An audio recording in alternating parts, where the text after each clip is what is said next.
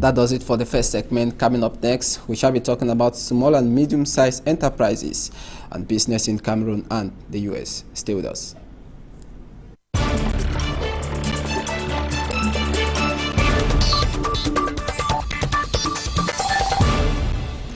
Tonight, we have a visiting businessman from the United States of America. He's right here in Cameroon, Bob Sheahan. He is on the board of directors and an advisor to Ovamba Solutions, a marketplace lending technology platform that lends money to small and medium-sized enterprises.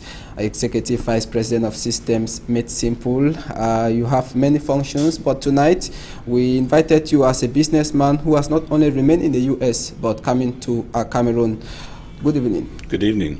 Mr. Bob Sheahan. Yes, thank you. Now, what motivated you to come to Africa, specifically Cameroon? What is there in Cameroon?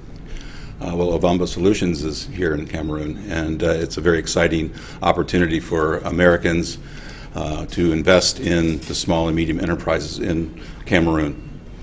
And some investors look at Africa as unattractive for business. What can you say about that?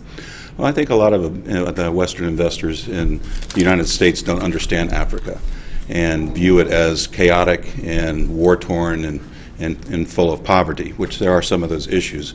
But with the right investment in the economy, we can build the middle class of the countries, and then that provides opportunities for all Cameroonians, and then we can spread that across the African continent. When you look at small and medium-sized enterprises, do they also exist in America? Because here we call them small and medium-sized enterprises. There is even a ministry for that.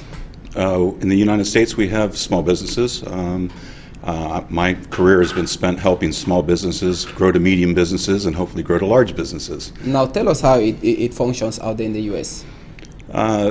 Most of the work that I've done since I live in Washington, D.C. is helping the small business community do work for our federal government. And it works through a contracting process where you bid on contracts, much like you probably would here. And when you're awarded contracts, if you perform well, you get more contracts and you can grow your enterprise. And you are venturing in Africa. Which sectors do you see in Africa that will have great gains? Which sectors can you list here? Well, my thought on what I've seen in the few days that I've been here is that in my studies of Africa before investing in it is that I think Africa needs to start to change its mindset of exporting all of the wonderful resources that you all have and build a manufacturing economy and consume the resources that you have instead of sending them out of the country and then importing them back into the country as finished goods. So some of the sectors I see, agriculture, of course, is a big one that will continue to grow and need to grow to feed the population. But other areas like information technology, I think, is a area that is ripe for growth because that will spur more investment from the rest of the world. We are still to come about that. You've spent about 25 years in that domain now. Let's look at Africa and let's look at Cameroon to be specific. Do you really think that Africa consumes what it produces? I think that a lot of it is exported out because I don't think that there's the strongest manufacturing base. But I am seeing some of that. I've met with many business leaders since I've arrived in Cameroon. This one lady really impressed me because she and her family owns a gravel quarry, and so they produce gravel, but they used to just export it out. And then they built a concrete manufacturing plant, and now they're actually manufacturing tiles and things that are now consumed here in Africa to build streets and plazas and things like that. So that's what I see as a future in Cameroon.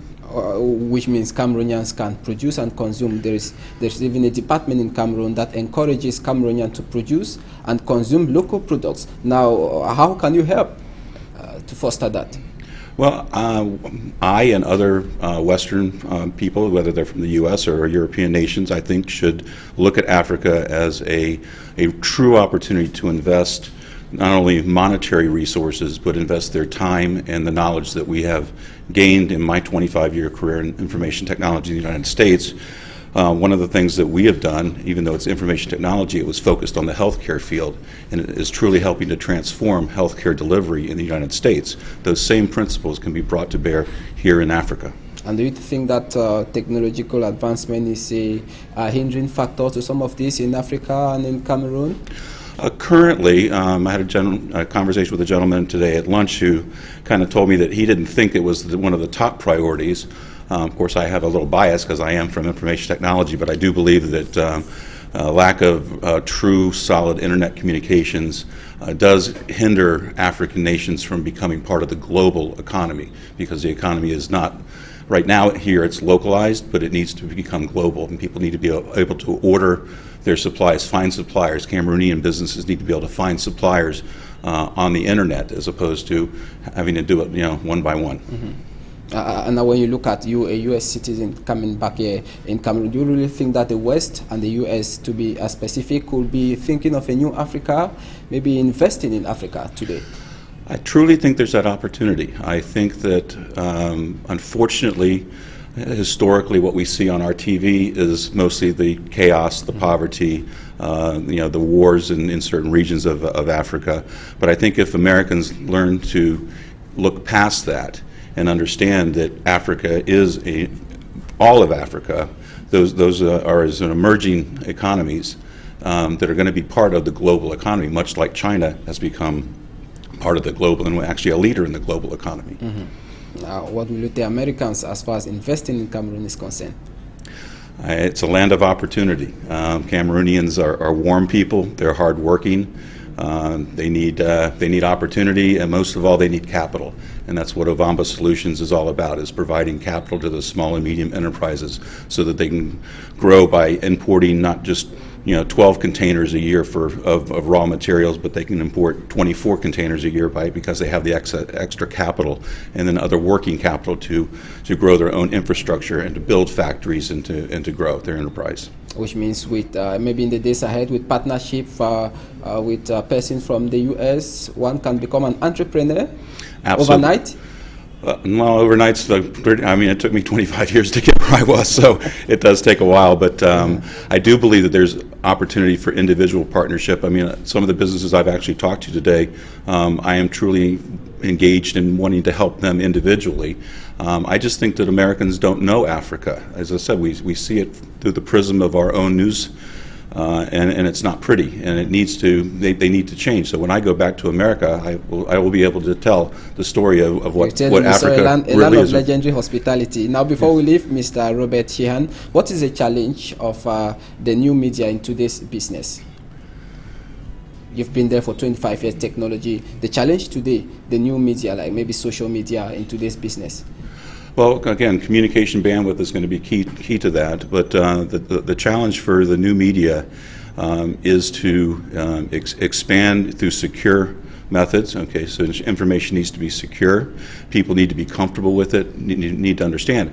The beauty of it is that while us old generations kind of go off and retire, there's new generations coming up, and as we educate those new generations, they're very comfortable with social media, and I think it'll play a very big part in the global economy and in the growth of Africa.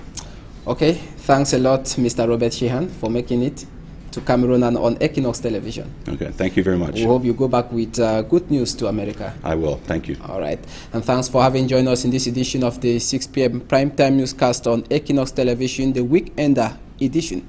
Good night.